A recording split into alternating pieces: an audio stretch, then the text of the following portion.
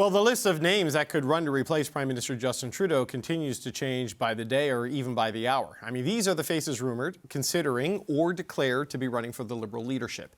Now, you'll notice the absence of Finance Minister Dominic LeBlanc after he bowed out yesterday, but also the addition of Ontario Liberal MP Chandra Arya right there in the upper left.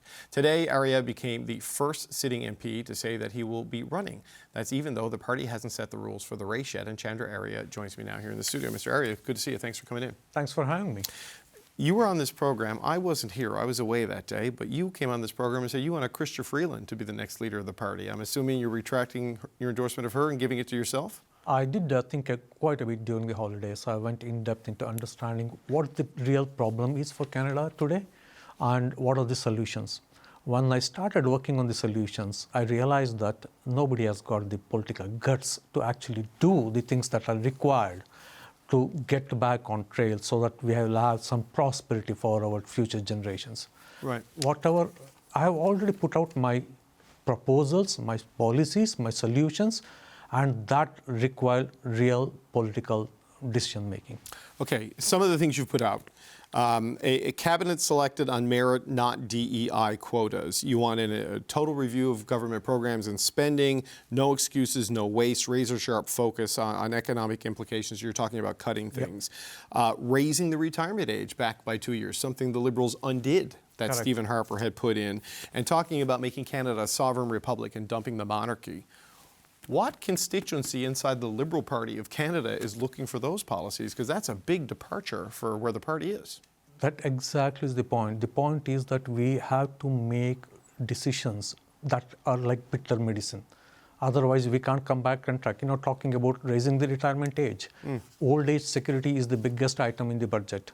And it is $100 billion. $100 billion in 28-29. That doesn't include GIS. So now, if we don't start making decisions there, we can't structurally solve the problems that we have.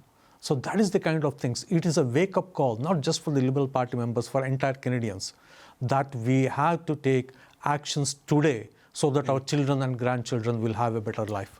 Mr. Arya, we don't know the rules of this race. There's probably going to be an entry fee of $200,000, $250,000. That's a lot for a backbench MP who's never been in cabinet, and I don't say this to be disrespectful, doesn't have a national profile to raise, right? I mean, how serious? Why should we speculate? Let the well, you know it's going to be a big dollar amount. It's always That's a big okay. dollar amount. I have raised money for my campaign. The last time I had any fundraiser was way back in 2016. I still have around $170,000, $180,000 in the bank for my next election.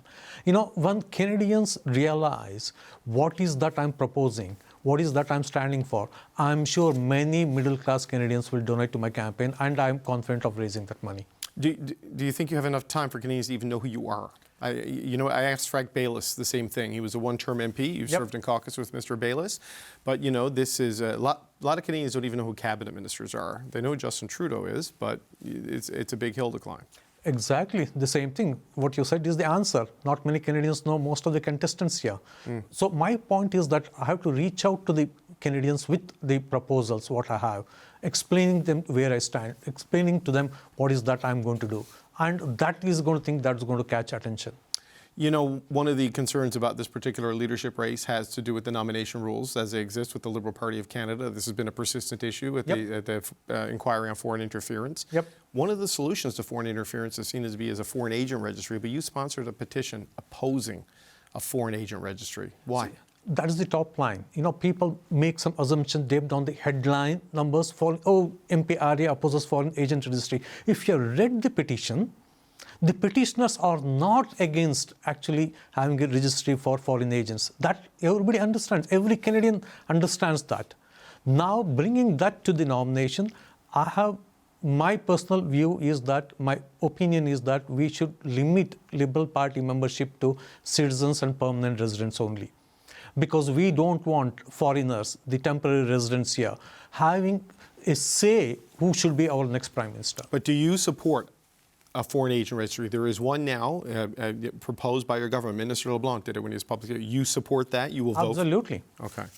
Well, I have to ask you a question because, your connections to India has been something that has come up. And the timeline here is important. September 2023, Justin Trudeau stood in the House of Commons and said he had credible evidence that agents of India may have been involved in the murder of Hardeep Singh Nijjar. In November of 2023, a U.S. indictment that was unsealed linked the Indian government to the Nijjar case. In May of 2024, the RCMP arrested 3 Indian nationals. And investigators said they believe there were ties to the Indian government. But then in August of 2024, you traveled to India and met with Narendra Modi. Why? What's the issue there? I fully support what Prime Minister said on Nijjar or everything else. We are a sovereign country. We can't allow any foreign government or any foreigners to come and meddle in our domestic affairs. Same way as Canada does not meddle. The last year, I met 2 different prime ministers of 2 different countries. I met 2 foreign ministers of 2 different countries. The year before, I met presidents, prime ministers, and ministers in so many different places.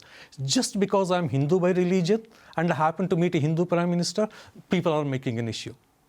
Well, no, I think it's because the agents of the Indian government have been credibly accused of playing a role in the murder of a Canadian citizen on Canadian soil. And I just wonder why, as a sitting parliamentarian of the government that made that allegation, and the caucus of a prime minister has been the target of a propaganda campaign by the Indian government to discredit him, you would go meet with him in that context. David, listen, I met Prime Minister Trudeau when I went to India.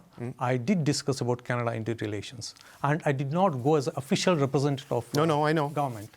I know, Yeah. but you surely would understand, as someone who wants to be the Prime Minister of the country, the propaganda value of a sitting parliamentarian of the Liberal government going to meet with Narendra Modi at a time when this is unfolding, the way it is unfolding. Every country, we have not broken off the diplomatic relations with India, or for that Well, matter. our diplomats have been kicked out since then, but since your But visit. since then, then we still have the diplomatic relations there.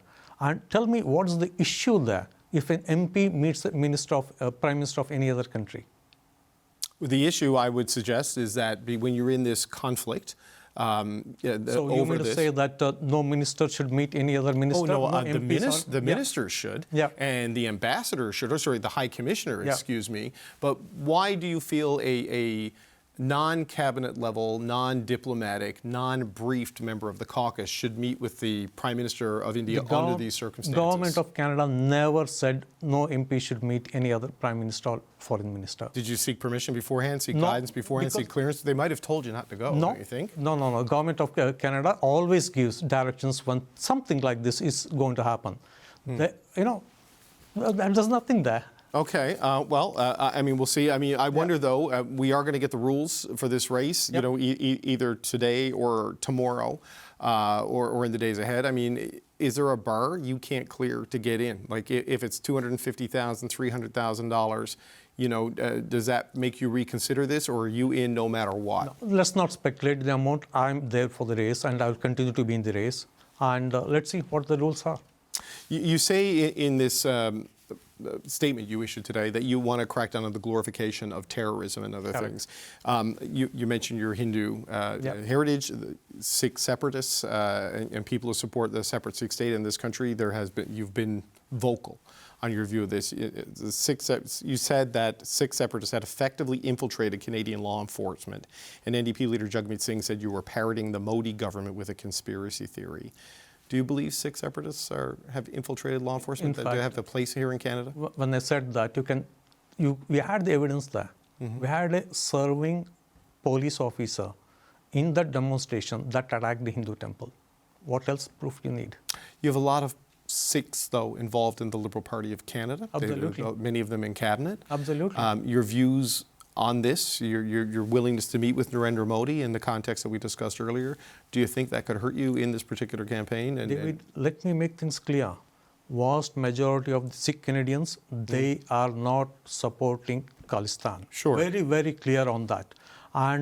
But they may be afraid. They're afraid of speaking out against the Khalistanis because they're afraid of the violence that has been associated with the Khalistan movement. Right. Well, some of that violence has been the assassination of people involved in that particular movement, right? This is one of the challenges here. And having non-binding referendums and having rallies, I know some of the language has been problematic for people who support a fully united India, but We've had referendums for sovereignty in this country with Quebec that we've never cracked down on. I mean, Canada can't really crack down on a non-binding referendum in a temple. No, the violence that has been associated with Khalistanis continues today. Only a few weeks back, there's a statement against me using the word assassin, kill, in the statement targeting my name. Yeah, that is unacceptable in all directions, Absolutely. right? There's no question about that. Okay, so just as a final question, no matter what the rules are, you're in. Do you have any caucus support? Do you have a campaign manager? Do you have people working with you on this campaign? Or in your riding, or is it national? It's national. My team is already working. The volunteers across Canada are already active. I'm in there. How's your French? Nope. No French? No French. Okay, the Liberal Party of Canada is the party of official bilingualism. It's going to be a tough one. I don't speak French either, so The point is that whether the Quebecers or English Canadians, it's not the language that matters, it's what is that they deliver to them. But the language matters very much in Quebec. No. At the end of the day, Quebecers see who delivers what. We have English-speaking, French-fluent prime minister for all the time. One of the things that matters to Quebecers are being a sovereign country, a sovereign republic. Yeah. And which prime minister has ever talked about that? Mr. Arya, if you're going to run for prime minister, I mean, you have to know that the French language matters, and French it matters in Quebec. Trust me. Profoundly. Trust me, at the end of the day, for French Canadians and English Canadians, the matters most is that how the children and grandchildren are going to prosper in this country. That is the thing that matters. Okay, we'll leave it there. We'll see what happens when the rules come out. But Chandra Arya, thank you for being here today. Thanks a lot, David. Thank you, sir.